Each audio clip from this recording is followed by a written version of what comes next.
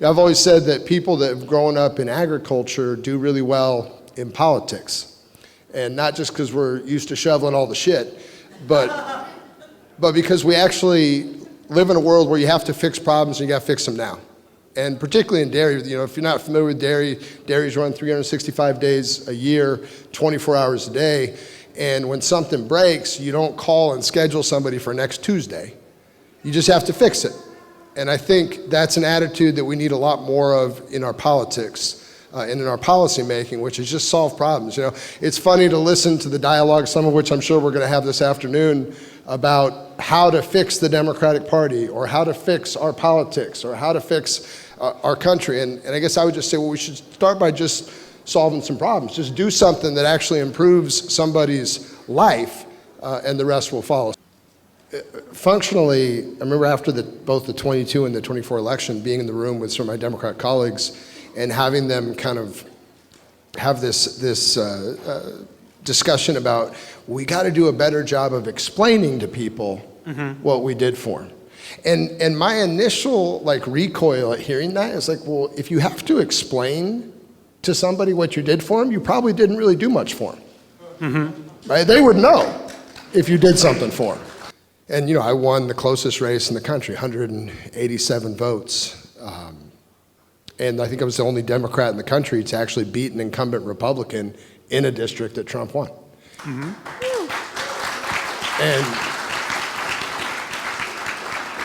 And I think authenticity is a really important X factor. And I would go to these fundraising events with oftentimes a really liberal constituency, right, that was giving money for the sole purpose of Democrats taking the House back. And my ideological views didn't necessarily fit neatly with their ideological views.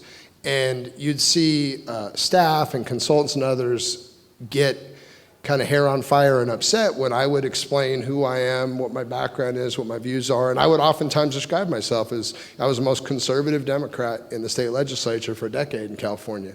And here's my views on public safety, here's my views on this, here's my views on that, and that's why I'm gonna win.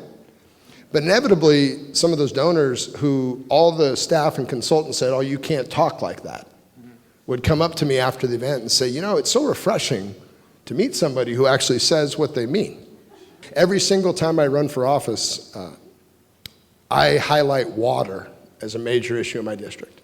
And every single political consultant who I've ever worked with tells me how that's not important and nobody cares. And then we do a focus group and every one of them apologizes to me and says, oh, well, this is the first district I've ever seen where folks are interested. And it's well, when you've got a district full of people who make a living off of agriculture, that's an extraordinarily important policy that impacts lives in a real way. And that's a focus on something that's not broadly across the country. You see it back in Washington every single day where there's a constant discussion of messaging, as if there's some message that fits perfectly into all of our districts.